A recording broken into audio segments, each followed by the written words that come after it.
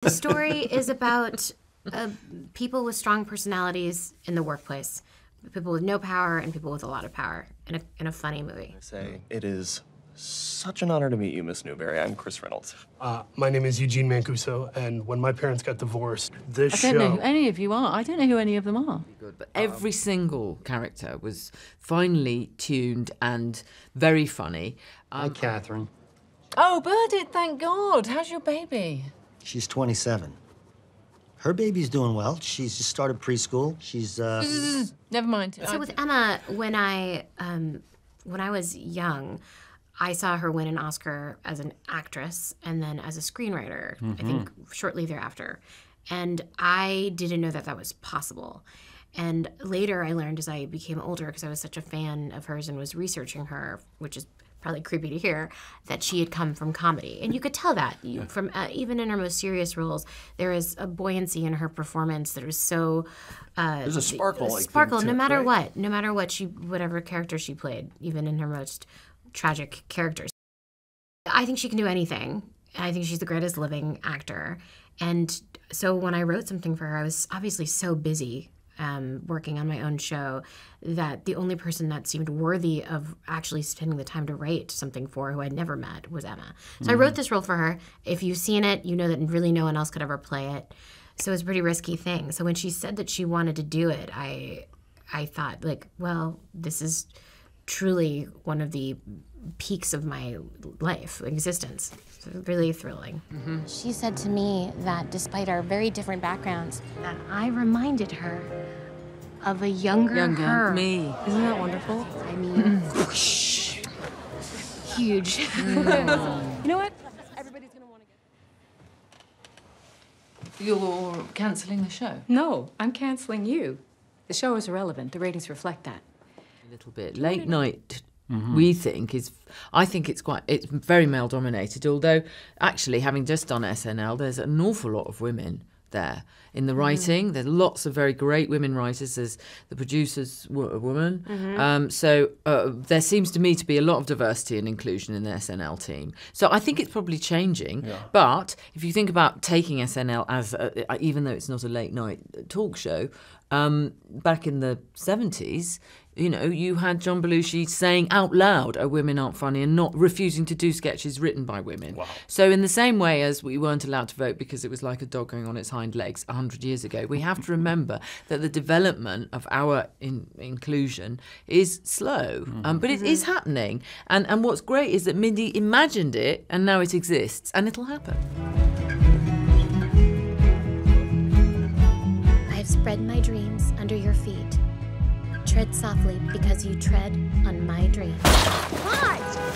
Okay, all right.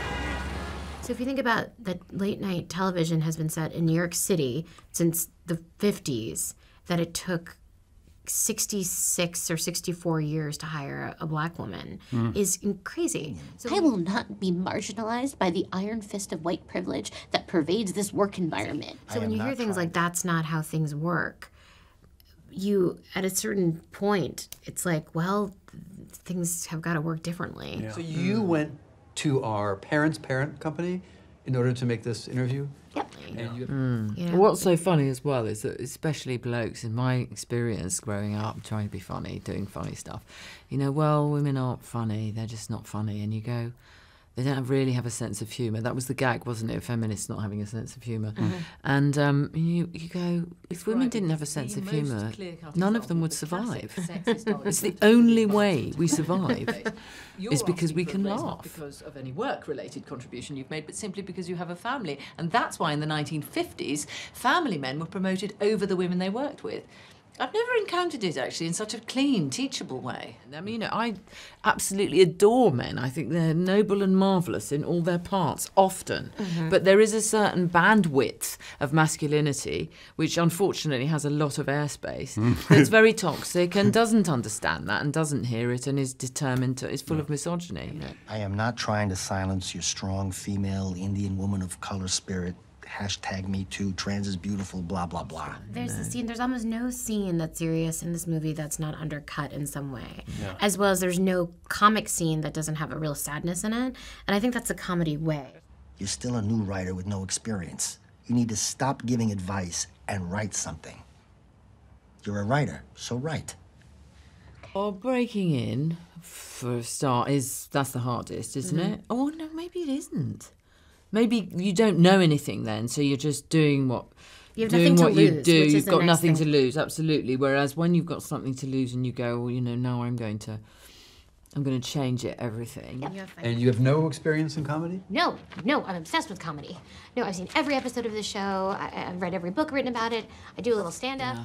I think reinventing yourself is harder because when I was breaking in, preconceptions sort of. I had no money, I had no boyfriend, I had nothing to lose. No one thought anything of me, so I was willing to do anything. Right. But when you reinvent yourself, Well, people have expectations. There's a certain thing You to have protect when you're reinventing Yeah. yourself. You got to, like your character, she has to protect. Yeah, that's right. And Her legacy. That's a very good point, actually, that she's...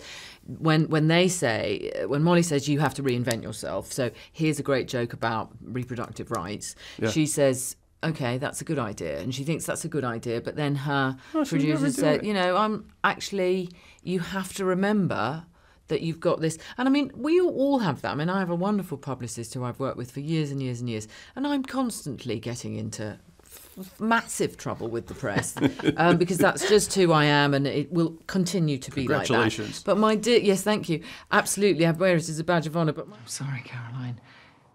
Should I have played Giant Connect 4 with her or perhaps sung a karaoke song on the back of a tandem bicycle? It's Doris Kearns Goodwin. She's a national treasure. But my publicist, who's just sort of says, she sometimes, when something's happened, will just ring up and say, just a word in your ear. And I'll go, yes, thank you, yes, no, okay, yeah, you're right.